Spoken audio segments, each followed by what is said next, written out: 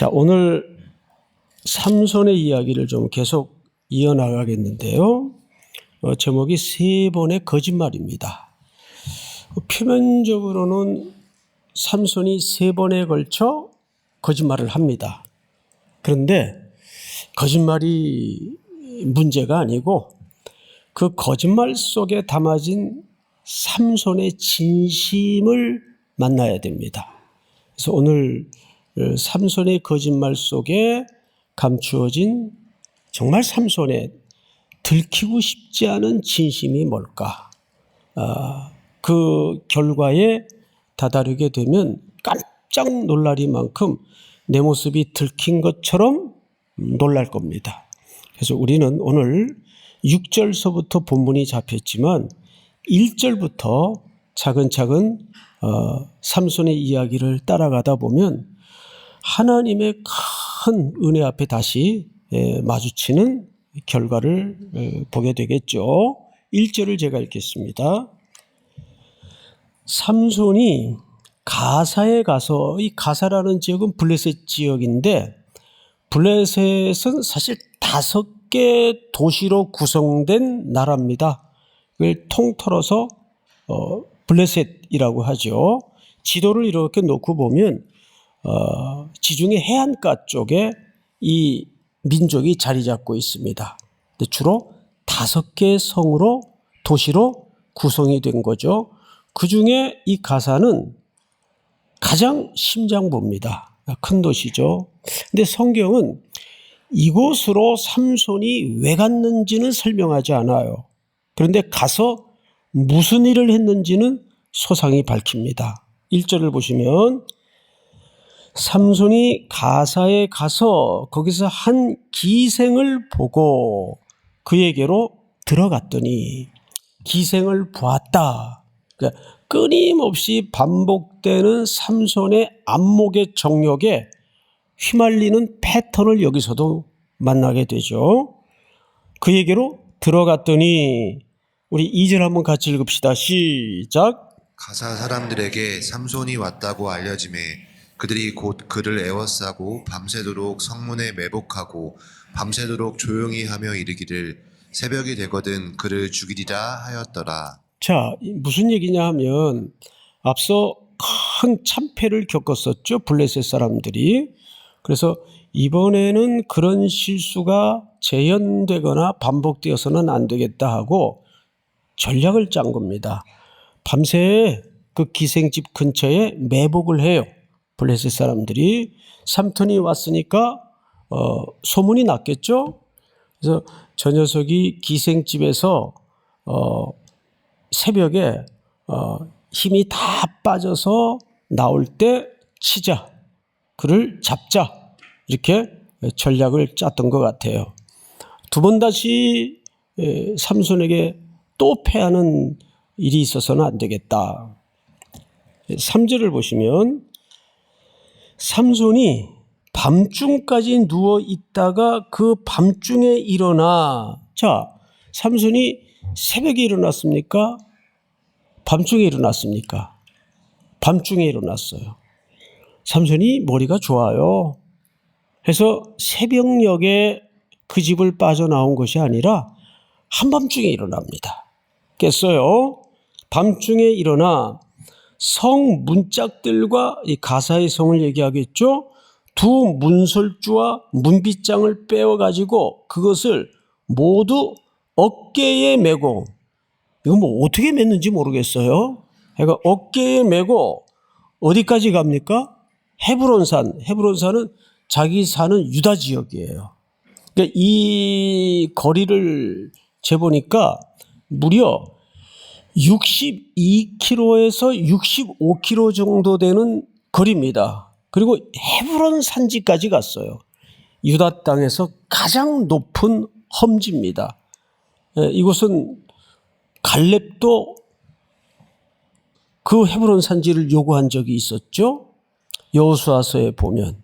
자, 그런데 60km가 넘는 이 먼 거리를 성 문짝 메고 들보 메고 문빗장 거는 것까지 메고 거길 올라간 거예요.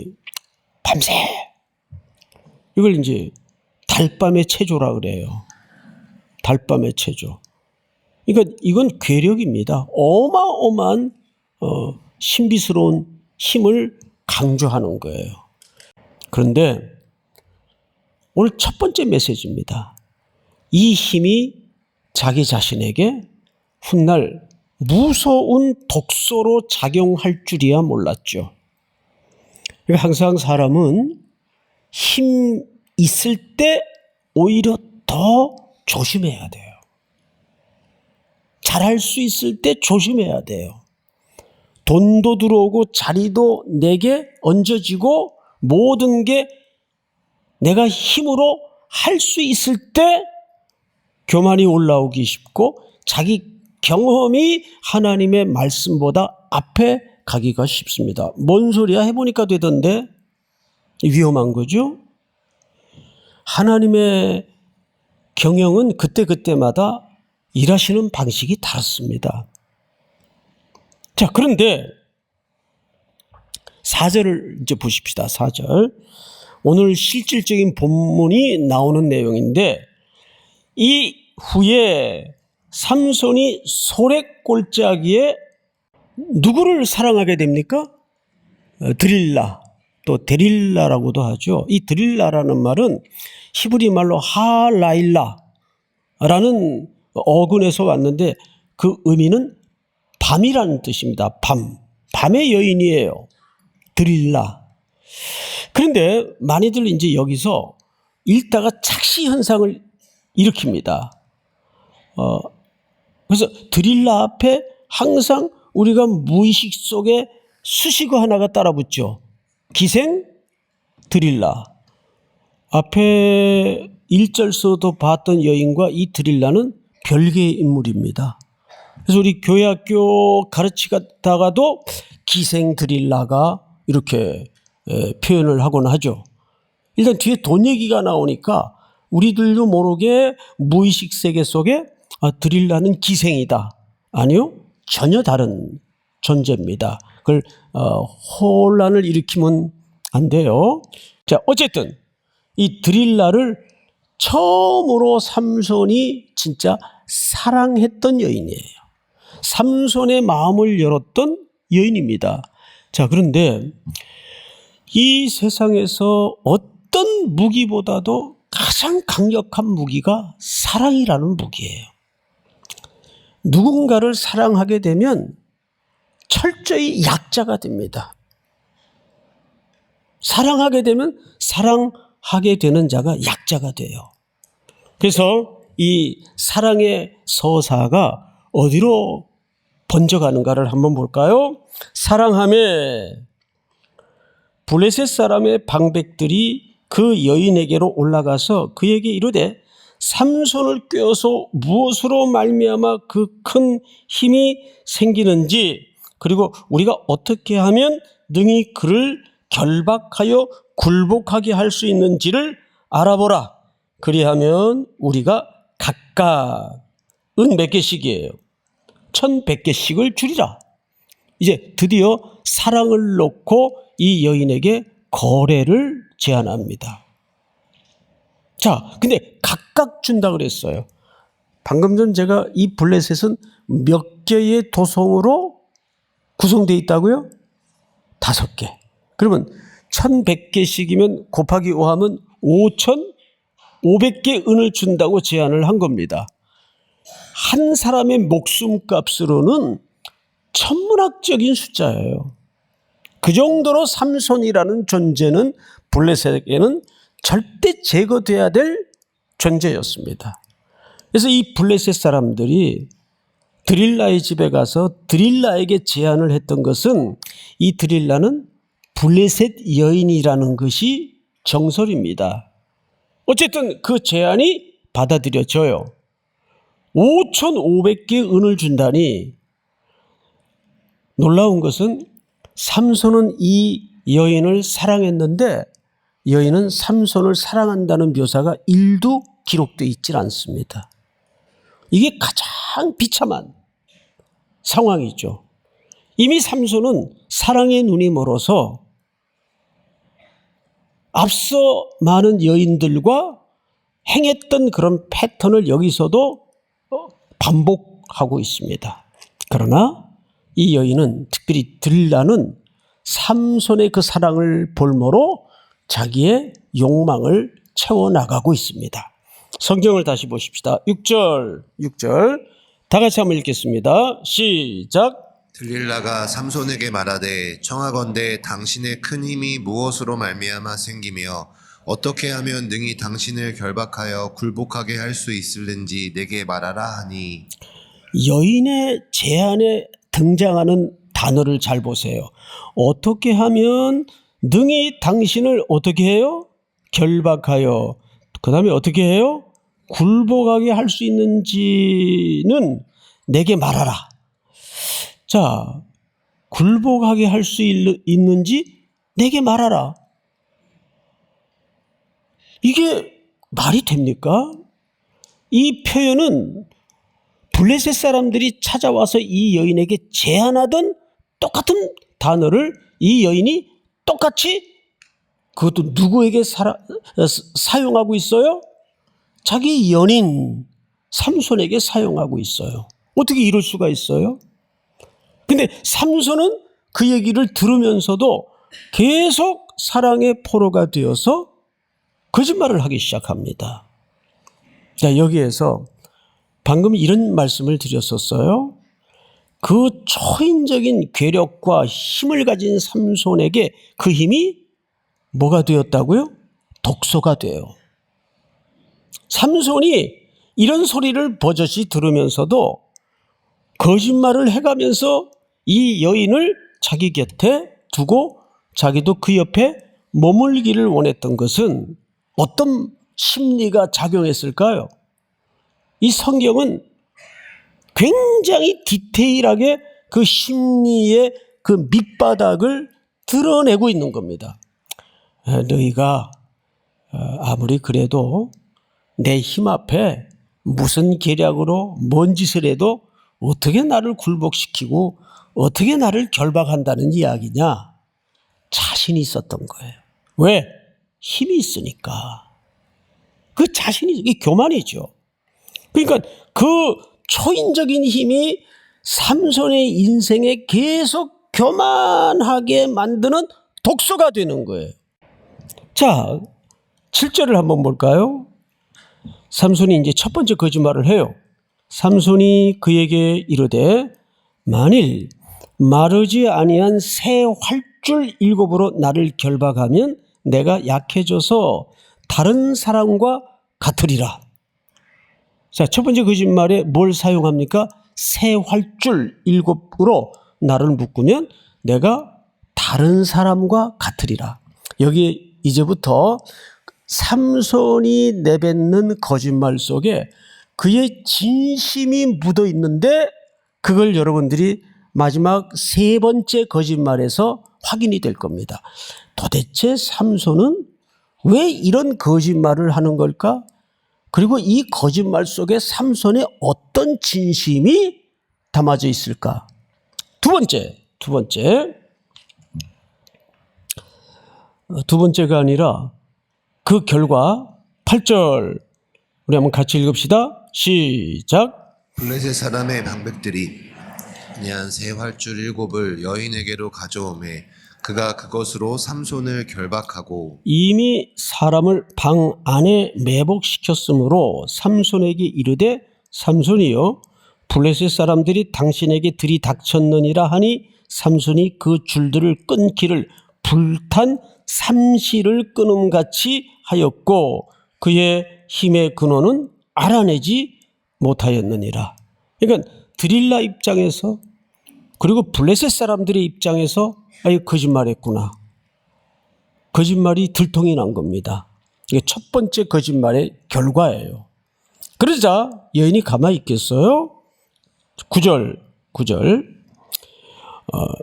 10절 우리 박종인 목사님 한번 읽어주세요.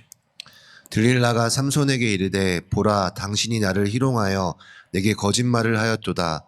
청하건대 무엇으로 당신을 결박할 수 있을는지 이제는 내게 말하라 하니. 점점 사랑의 무기로 삼손의 숨통을 조여옵니다. 그러자 삼손이 이번에 또 거짓말을 해요. 자, 거짓말은 여러분들이 한번 읽어보시기 바랍니다. 시작. 삼손이 그에게 이르되 만일 쓰지 아니한 새 밧줄들로 나를 결박하면 내가 약해져서 다른 사람과 같으리라 하니라. 네, 이번에는 새 활줄이 아니라 새 밧줄로. 왜 트로트가 생각이 나더라고요. 밧줄로 꽁꽁, 밧줄로 꽁꽁. 누가 불렀는지 모르겠는데 이번엔 새 밧줄을 동원해서 거짓말을 해요. 자, 그 거짓말의 결과 다 같이 시작.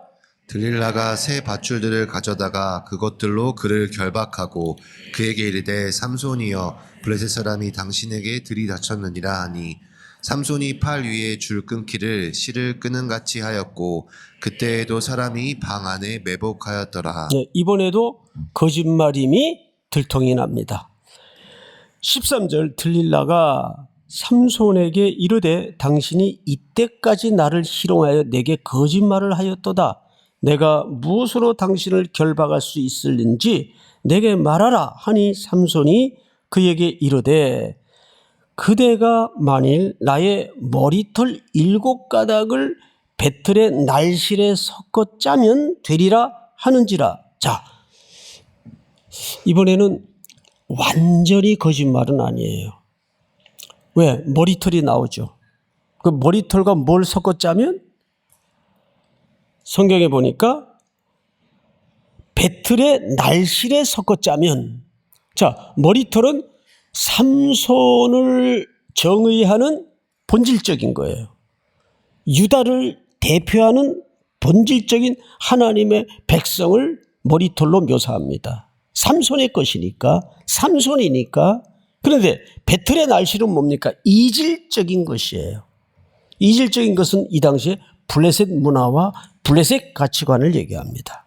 자, 이 둘을 섞어 짜면 이라고 제안을 합니다. 그러니까 이것은 반은 맞고 반은 거짓말이에요. 이게 점점 삼손의 심리를 조여오는 삼손의 고민이 여기에 슬쩍 묻어나옵니다. 자, 성경을 다시 보십시다. 14절 다 같이 시작. 들릴라가 바디로 그 머리털을 단단히 짜고 그에게 이르되 삼손이여 블레셋 사람들이 당신에게 들이닥쳤느니라 하니 삼손이 잠을 깨어 배틀의 바디와 날씨를 다 빼내니라. 여기 바디라는 말은 말뚝이란 뜻입니다. 번역할 때 좀 이걸 고쳐서 쓰면 더 이해가 좋았을 텐데 말뚝에다가 머리털과 또 날실, 배틀의 날실을 섞어서 묶어 놓았던 거죠. 그것을 다 빼요. 바디와 날실을 다 뺍니다. 15절 여러분 시작. 들릴라가 삼손에게 이르되 당신의 마음이 내게 있지 아니하면서 당신이 어찌 나를 사랑한다 하느냐. 당신이 이로써 3번이나 나를 희롱하고 당신의 큰 힘이 무엇으로 말미암아 생기는지를 내게 말하지 아니하였도다 하며 날마다 그 말로 그를 재촉하여 조름에 삼손의 마음이 번뇌하여 죽을 지경이라. 여기 번뇌하여 죽을 지경이라는 말은 놀라운 언어 플레이입니다. 이 말은 사실상 하나님의 심정을 표현할 때 쓰여졌던 용어예요. 이스라엘 백성들이 끊임없이 반복해서 하나님을 배반하고 우상 숭배에 빠져 있을 때 그 자기 백성을 바라보시던 하나님의 심정이었어요. 근데 그 용어가 여기에 똑같이 쓰여짐으로써 삼손을 고발하는 내용이면서 동시에 삼손이라는 인물을 투영시켜서 이스라엘의 지금의 상태를 사실상 고발하는 내용이에요. 자, 그리고 이제 거의 다 왔어요. 17절 우리 찬양대원들만 시작. 삼손이 진심을 드러내어 그에게 이르되 내 머리 위에는 삭도를 대지 아니하였나니 이는 내가 모태에서부터 하나님의 나시린이 되었음이라. 만일 내 머리가 밀리면 내 힘이 내게서 떠나고 나는 약해져서 다른 사람과 같으리라 하니라. 네, 드디어 17절에서 삼손의 진심이 드러납니다. 이렇게 얘기를 해요. 나는 원래 나실인으로 구별이 되었고 내 머리에는 삭도를 댄 적이 없습니다. 그리고는 3번의 삼손의 거짓말 속에 찬송의 후렴처럼 똑같은 표현이 계속 나와요. 뭐죠? 여러분 눈치챘어요? 어떤 표현이 계속 나옵니까? 다른 사람과 같이 평범하게 될 것이다. 이 3번 다 등장을 해요. 확인 들어갑니다. 7절 내가 약해져서 다른 사람과 같으리라 나오죠? 또 11절 삼손이 그에게 이르되 만일 쓰지 아니한 세밧줄로 나를 결박하면 내가 약해져서 다른 사람과 같으리라 하니라. 이제 진심을 드러내면서 나는 나실이니라. 나면서부터 머리에 그래서 삭도를 댄 적이 없다. 내 머리털이 밀리면 다른 사람과 같으리라 하니라. 그리고 18절 들라가 삼손이 진심을 다 알려줌으로 사람을 보내어 블레셋 사람들의 방백들을 불러 이르되 삼손이 내게 진심을 알려주었으니 이제 한 번만 올라오라 하니 블레셋 방백들이 손에 은을 가지고 그 여인에게로 올라오니라. 자, 다 같이 19절 시작. 들릴라가 삼손에게 자기 무릎을 베고 자게 하고 사람을 불러 그의 머리털 7 가닥을 밀고 괴롭게 하여 본즉 그의 힘이 없어졌더라. 자, 이제 앞을 보십시다. 다 됐어요. 삼손이 진심을 드러내면서 자기의 신분을 정확히 얘기해요. 나는 나실이니라. 나면서부터 머리에 삭도를 댄 적이 없다. 그러면서 이 머리털이 밀리면 내 힘도 평범한 사람들처럼 되리라. 이거를 거짓말을 할 때마다 의도를 드러냅니다. 자, 우리는 여기서 자기가 그렇게 되면 해가 될 줄 알면서도 의도를 드러내요. 이것은 무서운 초인적인 힘이 그를 교만한 인간으로 만들었습니다. 동시에 여기에 들키고 싶지 않은 삼손의 진심이 드러나요. 뭐가 되고 싶은 욕망이죠? 평범한 삶을 살고 싶은 욕망이에요. 차라리 내가 나실인이 안 됐으면. 오늘 17절이 그 말입니다. 사실은 17절을 우리 한번 다시 읽어볼까요? 시작. 삼손이 진심을 드러내어 그에게 이르되 내 머리 위에는 삭도를 대지 아니하였나니 이는 내가 모태에서부터 하나님의 나실인이 되었습니다. 만일 내 머리가 밀리면 내 힘이 내게서 떠나고 나는 약해져서 다른 사람과 같으리라 하니라. 이제 삼손의 진짜 들키고 싶지 않은 속내가 뭔지 이제 이해가 되십니까, 여러분?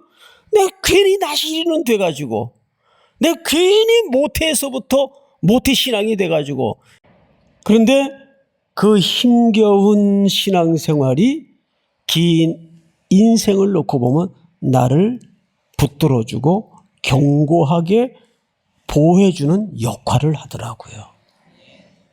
짐 같아 보이는 그 신앙생활에 하나님께서 여러분들을 사랑하시고 보호하시는 하나님의 은혜의 장치라는 걸 기억하시고 또 한 주도 나실인으로 뚜벅뚜벅 살아내는 순종이 있기를 주의 이름으로 축복합니다.